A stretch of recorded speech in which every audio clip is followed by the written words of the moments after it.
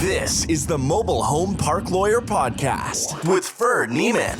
If you're looking to generate wealth and passive income in the lucrative world of mobile home parks, you're in the right place. You'll discover solutions to the common legal and operational pitfalls and how to optimize parks to maximize income.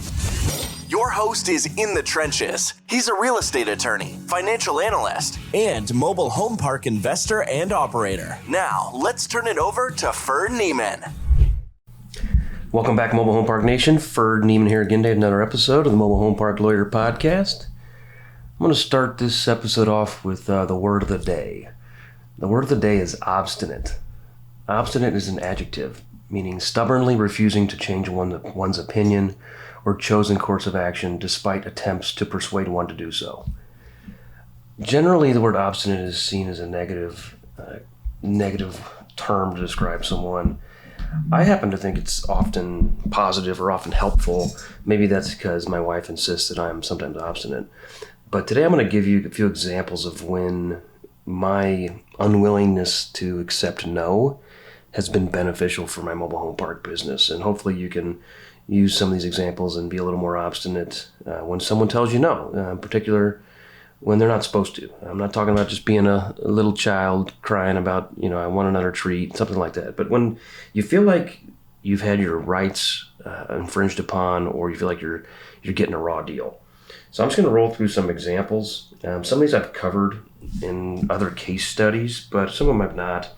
The first one was on when I had to fight the gas company on a park in Central Illinois about relocating the gas lines. The quick version is they told me I had to move the gas lines, plus or minus $100,000 cost. I said, no, you do. And in that instance, I was able to just keep pushing back. Now I had to get some evidence or some ammo, so I had to pull out my title commitment, the easements of record, my survey, the actual, read the easements to see what the terms were. Was it exclusive use, shared use, who had the responsibility to maintain, who had rights to be where, etc. And ultimately, by pushing back several times with the utility company, I was able to get them to relocate the gas lines at their expense. Different property in Northern Illinois, same utility company. I knew that they might cave. They told me that I had to upgrade all of the pedestals.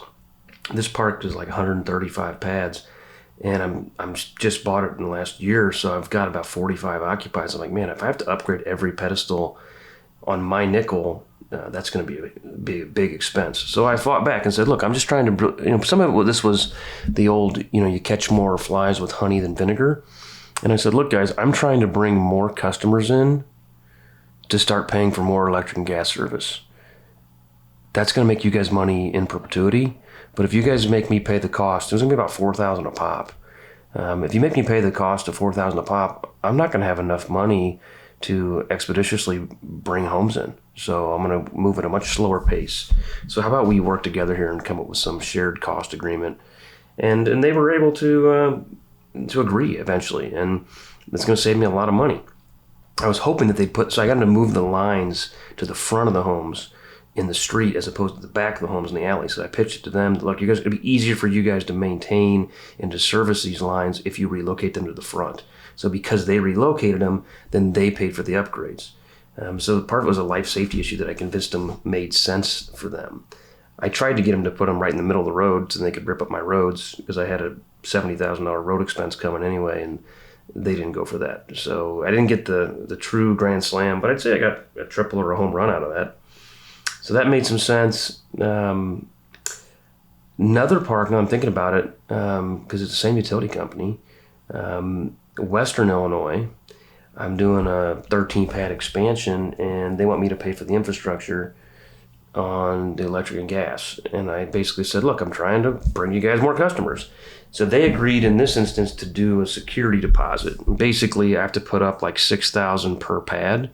And so long as I open an account on each lot within the next 5 years, then they're going to rebate the $6,000. So I got to basically put it in escrow, but I can certainly fill 13 pads in 5 years, and that way I'll get the money back. So that's not too bad a deal either. So that's some examples to push back on utility company for service. I recently had a park. This is in central Missouri, and my manager put a double wide home on a lot where there was previously a single wide, and we demoed the single wide. They put the double wide there, not thinking about where the power lines were, and they put the half of the home directly under a power line. It was a main power line servicing the city treatment plant and power plant. So they weren't going to be able to reroute the electric line easily, and came time to turn on the electric, and the city, this is actually not the city, it was a quasi-city, municipal-esque utility company, but it was government. And they said, we're not going to turn on the juice. And I didn't have another lot that could readily fit. This was a huge double wide. This was like 28 by 76. And I didn't have any other lots that would fit it. And the home was already there. And I already had concrete under there, installation. I'd already started renovating the inside. So it was going to be a problem. So it was going to cost probably $20,000 to reverse this. So I gave up. And of course I didn't give up. That if I did, I wouldn't be telling you this on this episode, right? I didn't take no for an answer. So I drove to the town myself, met with the utility guy, and pled with him and said, I won't do it again, blah, blah. And he said, tough. So I didn't give up still. I got out the survey, and then I got out the title commitment. I got out the easement documents. And there were two sets of utility easements. One of them ran north-south, and it specifically said that the utility company shall have exclusive access and use of this little strip of property. And we didn't have any homes in the way there, so it was a non-issue. But on the west-east utility easement, which was the one in question, it said they shall have use, but it didn't use and access, but it didn't say exclusive. So I told the guy, look, this is the more recent easement.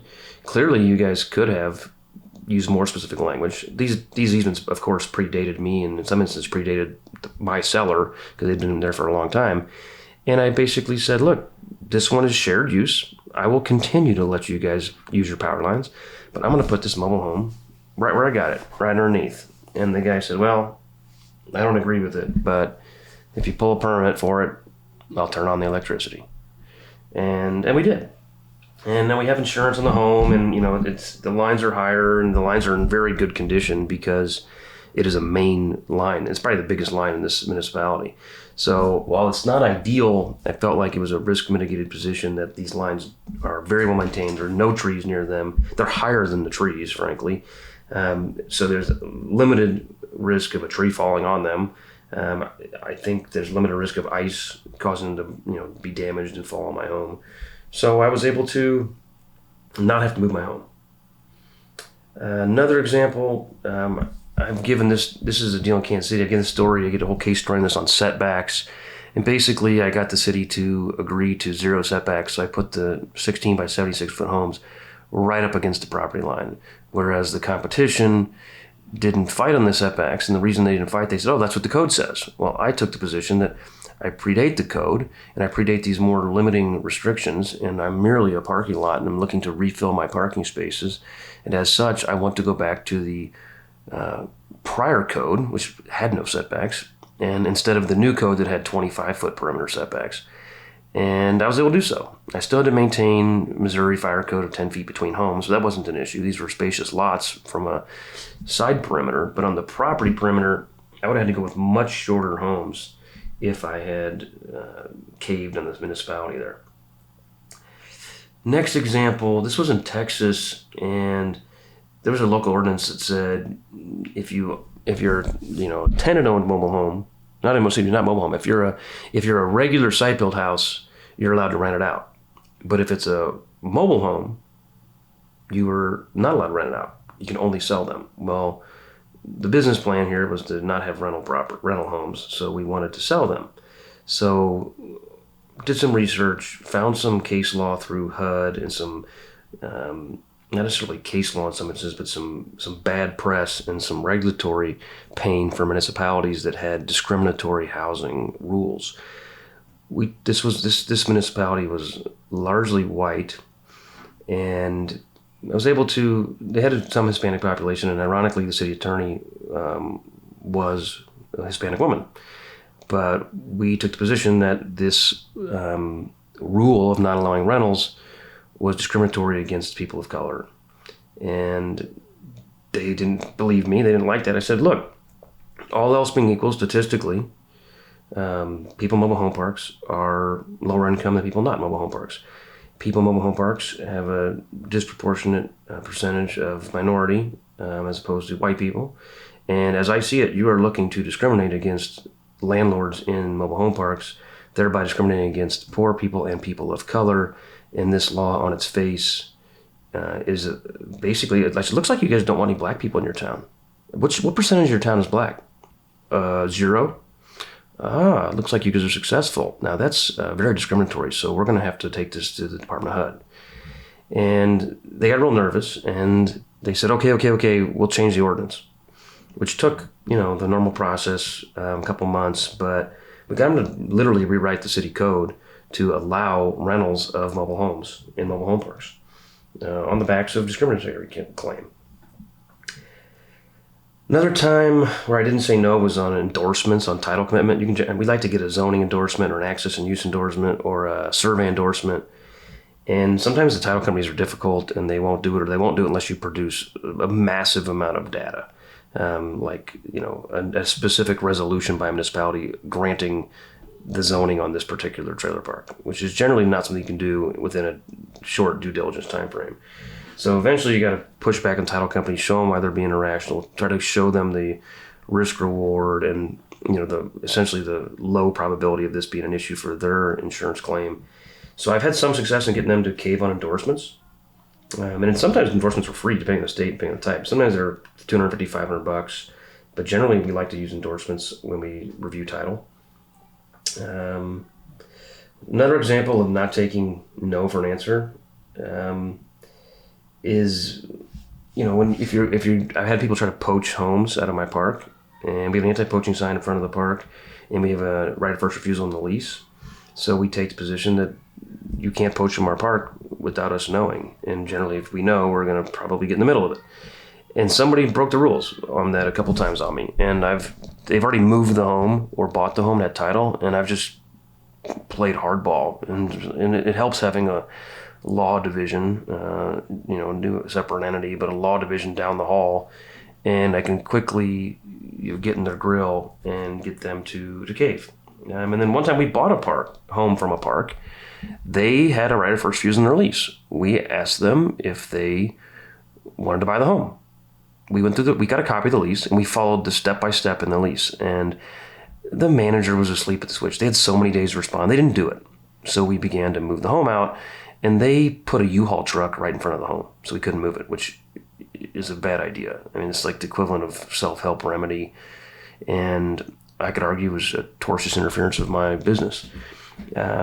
But they weren't budging, and I couldn't move the U-Haul truck, so we weren't budging, they weren't budging. So eventually, they paid us, and we made like $15,000 on the home and sold it back to them. But we had followed their rules. We generally don't want to poach and don't want to piss off other people.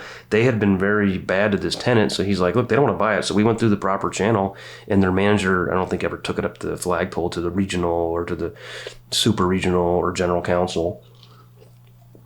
And we ended up not getting the home, but we made a little money on it. Another example, sometimes cities don't enforce the rules. I have a park in St. Louis where St. Louis Metro, I found in the code during my zoning letter research that there's a permit required. Well, the seller built the park years and years ago, like in the 50s or 60s. And it predated the city.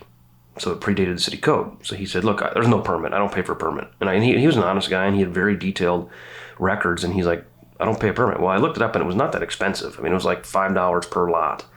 So I called the city and said, I'd like you guys to give me the permit. And they go, well, we don't really have a process to do it. And none of the parks in this town have permits.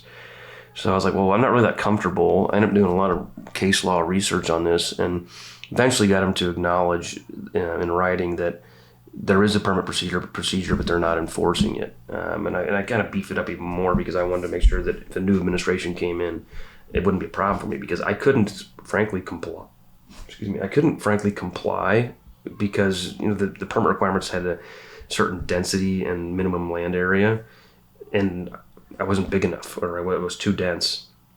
So if they started implementing the permit process, I wasn't going to be able to get approved, which wasn't really fair because I predated the code. So in theory, in reality, if they tried to push it, I was going to give them a whole lot of grief and demand a hearing and a right to cure and a whole bunch of other stuff.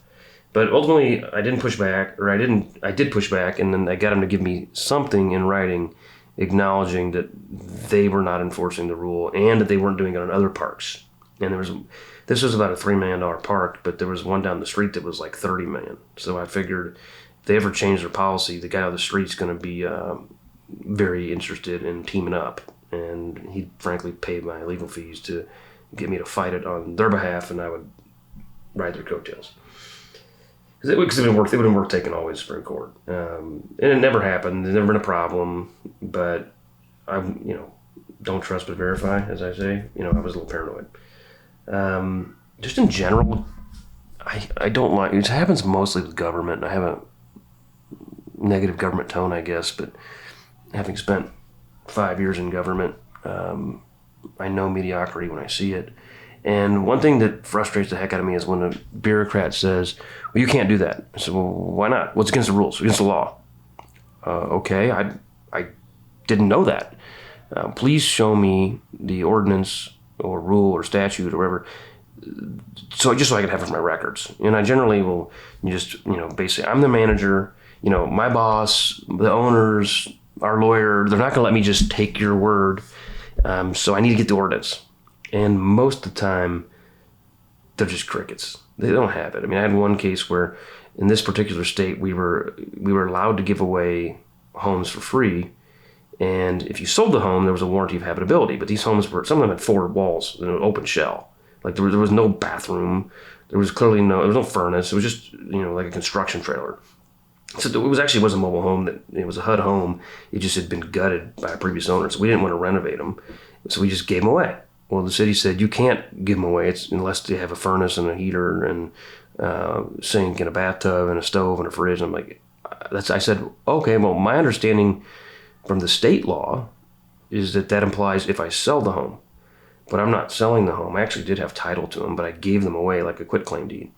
I said, but if there's a local ordinance, by all means, as manager, I want to do my best to follow it. Please send me a copy of that, and I'll take it right up the flagpole, and the ownership will change their opinion immediately.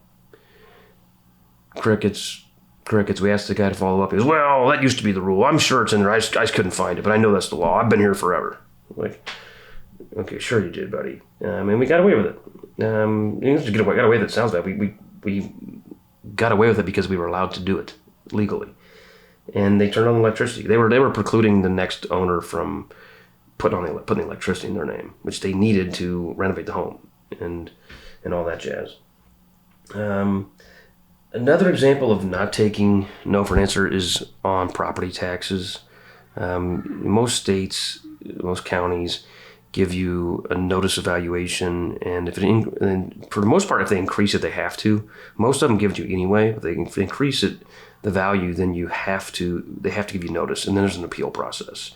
And I've got an entire another episode on the various levels of appeal, but it's amazing how many people just roll over and take it, even if the city is discriminating, which under the county appraiser's office is discriminating against you and only reappraising your property because you're the recent sale, which by rule is a spot appraisal or chasing the sale, which is not in the best practices or generally accepted appraisal principles.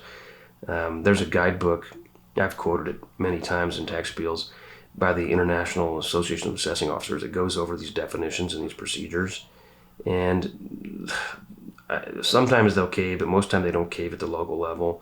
And they just say, we don't understand, and they want you to go away. Then you go to the Board of Equalization, and a lot of the time they still say, just go away, and you don't. I mean, I have before on if it doesn't make sense, risk reward or cost benefit analysis. Sometimes I'll say, whatever, it's not worth my time. But a lot of times it is worth your time. And then you go to the state tax commission or the board of tax appeals, wherever that entity is in that state, and just keep pushing back. And then sometimes you can get them to settle, and then it works out well. Sometimes you got to go away the mat, and sometimes even beyond that, and you got to appeal the next level. But property taxes depends on the jurisdiction, but for the most part, property taxes are one of the biggest expenses in your operation. So if you can get your taxes, I just got a check the other day for one. It was $16,000 refund check. So, and I was in the process of a refinance. So I really wanted to get that victory because, 16 grand at a 10 cap is 160 in value. At a 5 cap, which is what I was targeting on my reappraisal for my refinance, that's a $320,000 value swing. Which on a cash out refinance, you're talking about $250,000 extra cash out by fighting a tax appeal. And you can generally fight a tax appeal for, generally $5,000 in legal and $5,000 or less in appraisal and court cost. So, $10,000 is not for the faint of heart. In my example, where I got 16 back, it was such an obviously poor job by the county that they got to the state, and the state didn't even make me go to trial. They just told the county, you're going to lose to Ferd, and you're wasting the court's resources, so we suggest you settle. So they gave me, I would have settled somewhere in the middle, not in the middle, but I would have settled with like 15 or 20% increase, and they put it all the way back to 0% increase.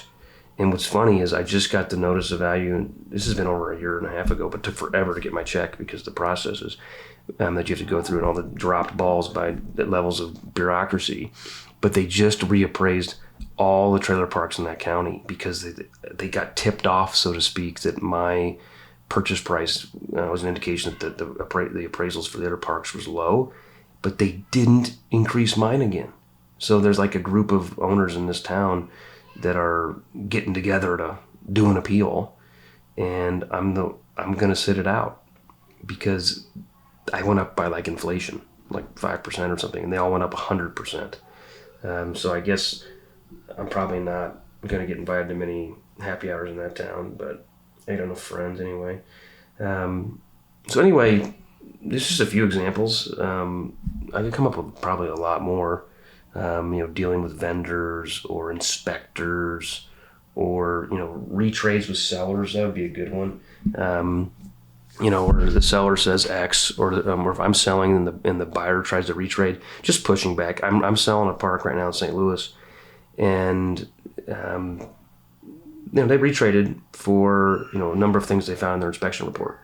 And it was a shakedown, in my opinion. It was like, these aren't the real cost. You're giving massive ranges. Trim trees, 2,000 to 52,000. Like, well, which is it? And we'll just settle in the middle. Like, no, I could literally get out there Saturday morning and trim these down myself. I can see the photos you produced, or just cherry pick photos. So, saying no to retrade on a retrade sometimes works. It's hard to do because it's like that awkward time of I don't want to blow the deal, but I found that most people are not. The retrade is a shakedown. Sometimes it's based on legitimate information, but it still is often not necessary. Dealing with wholesalers I should do a whole other episode on dealing with wholesalers because that can be a pretty sloppy process. But not taking no for an answer is helpful in that instance. Let me think what else. Yeah, that's about all I can think of off the top of my head. Just in general, just knowing, appraisers. That's one that comes up. Man, I'm not the best at that, though. I've had some wins, but I've had some that didn't go well, where appraisers use garbage comps, and you try to retrade with them, or you try to not take that for an answer, and they'll say, you're not my client, the bank's my client. So I have had success in banks throwing out appraisals when they're horribly egregious, but typically the bank has to report a reappraisal to the regulatory body, so they're really leery about doing it. Plus, banks don't want to take risk anyway, so it's harder to do in a refinance. But on an acquisition, if the deal's going to fall through, I've had the banks throw out appraisals. I've had the appraiser change his data on 2 occasions, but that's hard. I've had the appraiser just tell me to go pound sand. One time it was real bad, and I actually had to file I didn't have to, but I did file, it's not a bar complaint, whatever they call it, an appraiser complaint with the Iowa Real Estate Commission. And they didn't do anything. They just said, it's subjective. And it was like, this person, I literally gave them comps that I found that are within 6 months in this county, and they chose to use comps from considerably smaller markets 4 to 8 hours away 2 years ago. Like, they're just being lazy. And then as a result, when the market changed in this time period from, what was 8 and 9 caps to 5 and 6 caps, they're throwing in like 11 cap comps from town. One town had like 160 people, and it was so bad that the town that I was in had a higher population than all 5 towns in the comps that this appraiser used. So, and I still lost on that. So I was pretty obstinate, I guess, as the lesson goes, but that's because of the lack of connection between me and the appraiser. It has to go through the bank and the regulatory regime, and just the nature of who disciplines appraisers, their own. It's kind of a mixed bag. So I've had to fight probably a half a dozen or more bad appraisals. Won some, tied some, lost some. So I'd say give it a shot, but it's definitely more of an uphill battle, even when you're right. Like, if you do a tax appeal and you're right and you keep fighting it, like, ultimately you're going to win most of the time. But if you, on an appraisal, sometimes they just tell you to go away. So I've had to switch banks. That's the other pain, is if the bank won't throw out the appraisal and the appraiser won't redo his or her work, then you're basically stuck with going to a new bank and starting from scratch, and you've got a sunk cost of the appraisal and your time. And then if you got a short shot clock on your due diligence, you might not have time. So, practical problem is the timeline on that, but it's an opportunity to not say, I'll just suck it up anyway and just try to push back. So, lesson learned for the day is know when to be obstinate and when to push back. Till next time, thanks and God bless. You've been listening to the Mobile Home Park Lawyer Podcast with Ferd Niemann. Ready to learn more? Go to www.themobilehomelawyer.com for free resources and materials to help you succeed. If you love the podcast, go to Apple Podcasts, give us your review, and subscribe today. Thank you for listening. Neither the Supreme Court of Missouri nor the Missouri Bar reviews nor approves certifying organizations or specialist designations. The choice of a lawyer is an important decision and should not be based solely upon advertisements.